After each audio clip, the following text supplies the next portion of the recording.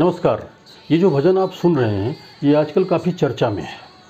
निश्चित रूप से ये शानदार भजन है और बड़ी ही खूबसूरती के साथ गाया गया है।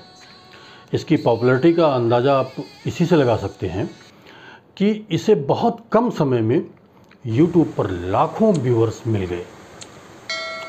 लेकिन ये चर्चा में इसलिए नहीं है कि ये बहुत अच्छा भजन है या इसे बहुत अच्छा गाया गया है, बल्कि ये चर्चा में इसलिए है कि इसकी गायिका के खिलाफ देवबंदी उलमा ने फतवा जारी कर दिया है। असल में इस गाने को एक मुस्लिम महिला ने गाया है। नाम है फरमानी नाज। फरमानी मुजफ्फरनगर ज़िले की रहने वाली है और बड़ी ही गरीबी और बड़े ही संघर्षों के बाद वो इस मुकाम तक पहुंची हैं। इससे पहले भी फरमानी ने बहुत सारे भजन गाए थे, लेकिन कभी उस पर किसी ने उंगली नहीं उठाई, या यूँ कहिए कि किसी का ध्यान ही उस तरफ नहीं गया। लेकिन जब ये भजन गया तो हंगामा शुरू हो गया। दरअसल उलमा का यह मानना है कि किसी मुस्लिम को कोई ऐसा काम नहीं करना चाहिए जिससे किसी दूसरे धर्म की शिनाख्त होती हो। ये हराम है। अब सवाल यह है कि फिर बॉलीवुड के लिए उलमा फतवा जारी क्यों नहीं करते? वहाँ तो सैकड़ों मुस्लिम कलाकार ऐसे हैं जो हिंदू धर्म की शनाख्त कर रहे हैं। दिलवाले दुल्हनिया ले जाएंगे में शाहरुख खान साहब इसी नाम से काम कर सकते थे, राज रखने की क्या ज़रूरत थी? लेकिन शायद शाहरुख को डर था कि ऐसा करने से कहीं फिल्म फ्लॉप ना हो जाए। इसके बाद भी उलमा ने उन पर कोई फतवा जारी नहीं किया, क्योंकि वो तो कलाकार हैं और कलाकार इस तरह की चीज़ें कर सकते हैं। तो फिर फरमानी पे क्यों फतवा जारी किया गया? वो भी तो कलाकार हैं, उन्होंने भी मुस्लिम धर्म नहीं छोड़ा है। उन्होंने केवल अपनी कला का प्रदर्शन करते हुए भजन गाया है। फिर उलमा को ये परेशानी क्यों हो रही है?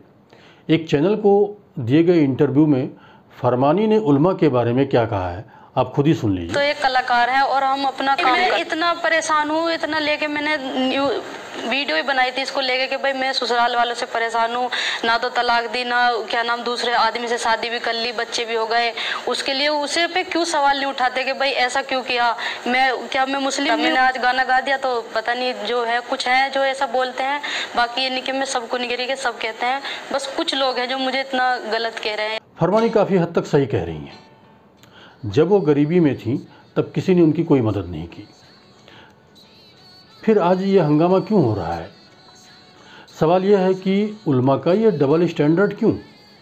आपके धर्म के लोग दूसरे धर्म के साथ कुछ भी करें तो जायज़ है, लेकिन दूसरे धर्म की अगर तारीफ़ कर दी उन्होंने तो ये गुनाह हो गया। असदुद्दीन ओवैसी और उनके भाई कुछ भी कहें वो जायज़ है, लेकिन नूपुर शर्मा कुछ कह दें तो उन्होंने गुस्ताखी कर दी है। का जज्बा अगर सीनों में आ जाएगा तो खुदा की कसम ये कोई गौ रक्षक, ये कोई बजरंग दली, ये कोई भी आरएसएस वाले, कोई भी हमारा बाल भी विंगा नहीं कर सकता। मॉब लिंचिंग में किसी मुसलमान की हत्या हो जाए तो आफत आ जाती है, चाहे उसी की गलती क्यों ना हो। लेकिन उदयपुर में एक टेलर की हत्या हो जाए, पालेगांव में एक केमिस्ट की नृशंस हत्या हो जाए, इस पर कोई कुछ नहीं कहने को तैयार है, कोई कुछ नहीं कह रहा। इतना नहीं, इस पर वोट बैंक की राजनीति भी खूब होती है।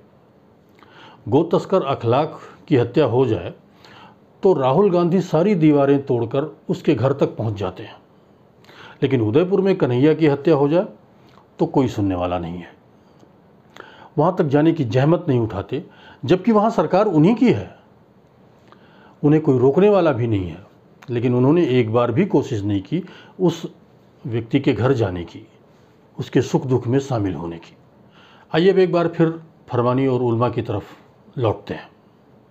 हो सकता है कि उलमा को इतिहास का ज्ञान ना हो या फिर उनका वश नहीं चलता हो इस पर, इसलिए उस पर वो चुप्पी साधी हुई हैं। यदि हम थोड़ा इतिहास में पीछे की तरफ जाएं तो आपको ऐसे कई सूफी संत मिल जाएंगे जिनकी कविता का आधार ही कृष्ण भक्ति रही है। उस समय मुस्लिम कट्टरता अपने चरम पर थी, तब भी उनको रोकने वाला कोई नहीं था। अमीर खुसरो के समय से शायरी अर्थात कविता में कृष्ण प्रेम की एक धारा जो फूटी थी वो आज भी उसी तरह बह रही है। सईद सुल्तान एक कवि हुए जिन्होंने नबी बंगश नामक ग्रंथ में कृष्ण को इस्लाम की मान्यताओं के हिसाब से नबी का खिताब बख्शा। अली राजा नामक कवि ने राधा और कृष्ण प्रेम पर काफ़ी कुछ लिखा था। दिल्ली में उठापटक से दुखी सईद इब्राहिम उर्फ रसखान ने वृंदावन और मथुरा को ही अपना घर इसलिए बना लिया क्योंकि वो कृष्ण के प्रेम में गिरफ्तार थे।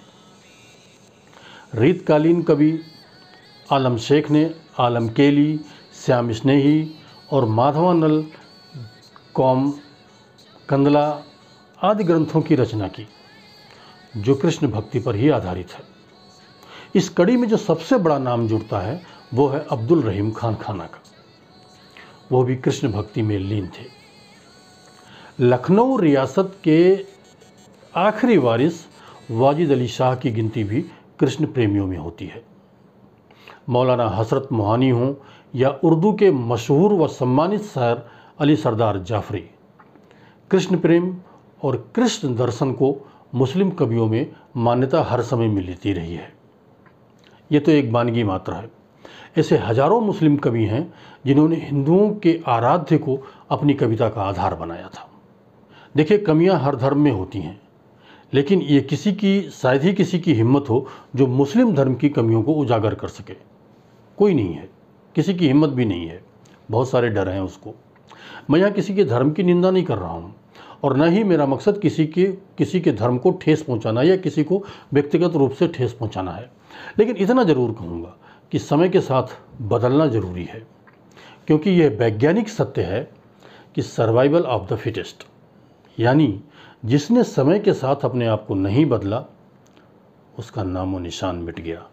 ये भी इतिहास गवाह है, आप किसी भी किताब में पढ़ सकते हो। तो मित्रों, ये वीडियो आपको कैसा लगा हमें कमेंट बॉक्स में ज़रूर लिखिएगा। धन्यवाद।